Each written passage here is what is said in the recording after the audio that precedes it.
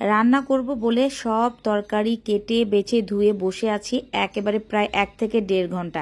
কেটে নিয়েছি এখানে লাউয়ের খোসা, একেবারে আলু দিয়ে সাথে কুচি করে কেটে নিয়েছি। এটা একটা ভাজি করব। যারা আমার রেগুলার ভিডিও দেখেন তারা ভালো করে জানেন যে আমার রান্নাঘরে কিন্তু প্রায় লাউ হলেই লাউয়ের খোসার ভাজিটা হয়। আর ওইদিকে লাউ কেটে নিয়েছি চিংড়ি দিয়ে রান্না করব বলে। চিংড়িও কেটে বেছে ধুয়ে কতক্ষণ ধরে এভাবে রেখে দিয়েছি। তবে রান্না করার এখনো সাহস পাচ্ছি না। কারণটা বলছি, কারণটা খুবই ভয়ঙ্কর অবস্থা। ওইদিকে গরুর মাংস আজকে রান্না করব, আর এই গরুর মাংসগুলো হচ্ছে আমার বাড়িওয়ালা আন্টি দিয়েছে, মানে তাদের কোরবানির মাংস। আর আজকে সেই মাংসগুলোই একটা দারুণ ফাটাফাটি রেসিপিতে রান্না করব। ফুল ভিডিওটি দেখতে থাকেন, আশা করি ভালো লাগবে। আর এইভাবে একবার ট্রাই করে দেখবেন, সেটাও ভালো লাগবে। তো মেন কথায় চলে আসি, এতক্ষণ ধরে কেন বসে আছি। ঘটনা হচ্ছে এই যে অবস্থা, প্রত্যেকটা দিনের এখন অবস্থা হচ্ছে আমাদের এখানে কিন্তু গ্যাস থাকছে না।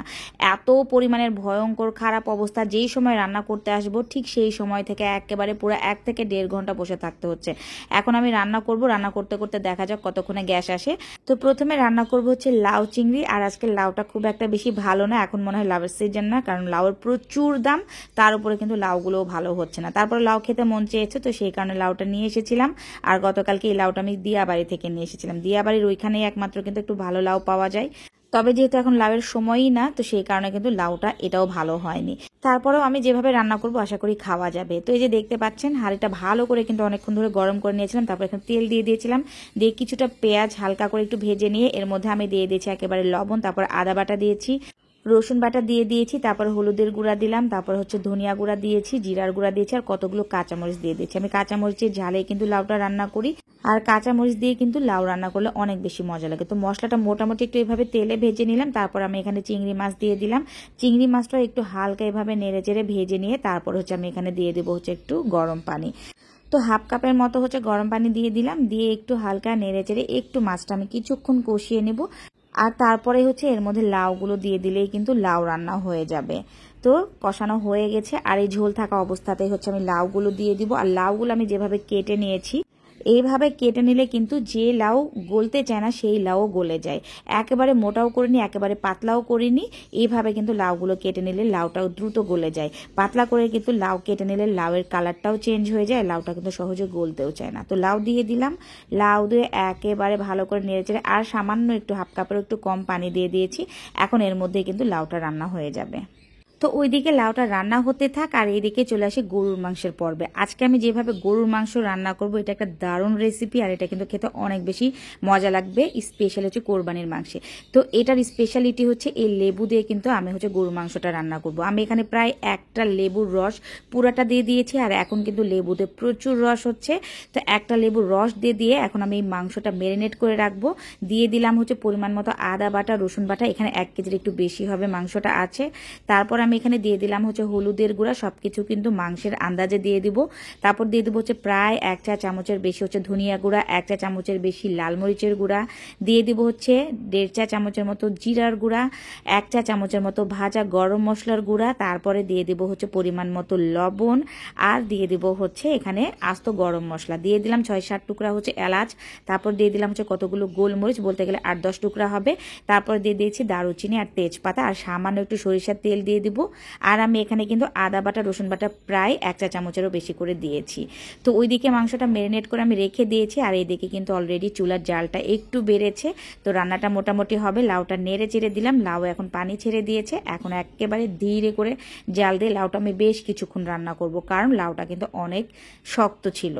তো ওই চুলাতে লাউ দিয়ে দিয়েছি, আর এদিকে কিন্তু আমি মাংস রান্না করব। মাংসের জন্য একদম হাঁড়ি ভালো করে গরম করে নিয়ে কিন্তু আমি সরিষার তেল দিয়ে দিয়েছি। দিয়ে এখানে আমি প্রায় 1 কাপের মতো পেঁয়াজ কুচি আর কয়েকটা কাঁচামরিচ দিয়ে দিয়েছি। হালকা নেড়ে চেড়ে এখন সেই ম্যারিনেট করে রাখা আমি মাংসগুলো দিয়ে দিলাম। একেবারে কেচে কুচে সব মশলা দিয়ে দিয়েছি। আমি যেভাবে আজকে গরুর মাংসের রেসিপিটা দিচ্ছি হুবহু এভাবে রান্না করবেন, খুব বেশি কিন্তু মজা লাগবে এইভাবে রান্না করলে। তারপর আমি এখানে কতগুলো টমেটোর পেস্ট দিয়ে দিয়েছি। আমি ম্যারিনেট করার সময় কিন্তু টমেটোর পেস্টটা দিলে হতো, বাট ভুলে গিয়েছিলাম। তাও ব্যাপার না, আমি এখন দিয়ে দিলাম একেবারে চুলার উপরে। তারপর এখন মাংসটা ভালো করে একটু এভাবে নেড়ে চেড়ে প্রায় আমি এখানে হাফ কাপের একটু বেশি গরম পানি দিয়ে দিয়েছি। আর এই পানিতেই কিন্তু আজকে মাংস রান্না হবে। মাংসে কিন্তু কোনো ধরনের আর পানি ব্যবহার করা হবে না। প্রায় 15 থেকে 20 মিনিটের মতো কিন্তু আমি অলরেডি জোরে জাল দিয়ে নিয়েছি। এর মধ্যে কিন্তু মাংসে একদম পানি ছেড়ে দিয়েছে। এখন আমি ঢাকনাটা খুলে একটু এভাবে আলতো করে নেড়ে চেড়ে দিলাম। নেড়ে চেড়ে দিয়ে এখন এটা একদম ধীরে করে দিয়ে দিব। ধীরে করে কিন্তু এখন আমি বাকি প্রায় আরও 20 থেকে 25 মিনিটের মতো মাংসটা রান্না করব। তো আমি ওটা ওই চুলায় দিয়ে দিয়েছি। এর মধ্যে কিন্তু আমার লাউয়ের তরকারিটা হয়ে গেছে। আর এখন সবার শেষে রান্না করব হচ্ছে ভাজি। আসলে গ্যাস আসলে রান্না করতে আর দেরি লাগে না। তো লাউয়ের ছিলকা আমি যেভাবে ভাজি করছি, কড়াই ভালো করে গরম করে এখানে সরিষার তেল দিয়ে আমি প্রায় 1 চা চামচের মতো জিরার ফোড়ন দিয়ে দিয়েছি এখানে পেঁয়াজ, কাঁচামরিচ, তারপর আমি দিয়ে দিলাম একটু হলুদের গুঁড়া, লবণ দিয়ে দিয়েছি, আর দিয়ে দিলাম হচ্ছে এখন সেই ছিলকার সাথে অবশ্যই একটু আলু দেওয়া লাগবে।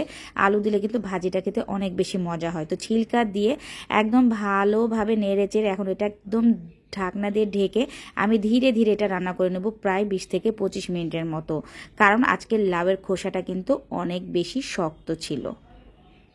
রান্নার মাঝখানে একবার এভাবে একটু নেড়ে চেড়ে দিয়েছি যেন কোনোভাবে লেগে না যায়। প্রায় 10 মিনিট পরে আমি নেড়ে চেড়ে দিয়ে আরও এটা 10 থেকে 15 মিনিটের মতো আমি রান্না করব। একদম ধীরে দিয়ে দিয়েছি ওই চুলাতে। আর এদিকে হচ্ছে আমার মাংস কিন্তু অলরেডি রান্নার শেষের পথে। প্রায় আর 10 থেকে 12 মিনিটের মধ্যে কিন্তু মাংসটা আমি নামিয়ে ফেলবো। তো তার আগে আমি দিয়ে দিলাম হচ্ছে আর একটু ভাজা জিরার গুঁড়া, আর দিয়ে দিলাম হচ্ছে একটু হালকা ভাজা গরম মশলার গুঁড়া। আমি এইভাবে যে মাংসটা রান্না করছি এটা কিন্তু একটা দারুণ ফ্লেভার নিয়ে আসবে।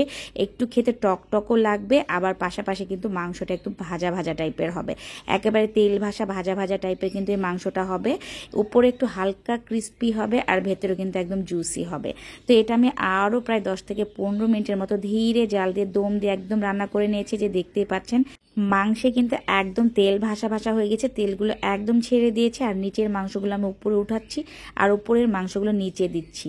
আর নিচের মাংসগুলো উপরে উঠাতে দেখতে পাবেন হচ্ছে মাংসগুলো কিন্তু অনেক কালারফুল হয়ে গেছে, একদম লাল লাল টাইপের হয়ে গেছে আর যা দারুণ একটা স্মেল ছড়াচ্ছে। তো এইভাবে যদি মাংস রান্না করেন একদম সত্যি কথা এই মাংসের টেস্টটা ডিফারেন্ট হবে আর খেতে কিন্তু অনেক বেশি মজা লাগবে। তো কোরবানির মাংস যাদের ঘরে আছে অবশ্যই এভাবে একটু রান্না করে দেখবেন, আশা করি ভালো লাগবে। আর এইদিকে হচ্ছে আমার আজকে লাউয়ের তরকারি কেমন হয়েছে দেখে নেন। লাউটা খুব একটা বেশি ভালো ছিল না, তো সেই কারণে লাউটা অনেকক্ষণ ধরে রান্না করেছি, তাই লাউয়ের কালারটা চলে গেছে। তবে লাউয়ের খোসা ভাজিটা কিন্তু অনেক ভালো হয়েছে।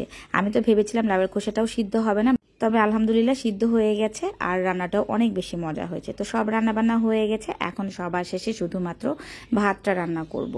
তো আজকের ভিডিওটি কেমন লাগলো অবশ্যই কমেন্ট করে জানাবেন। আর আমি যেভাবে মাংসের রেসিপিটি দিলাম একবার অবশ্যই ট্রাই করে দেখবেন।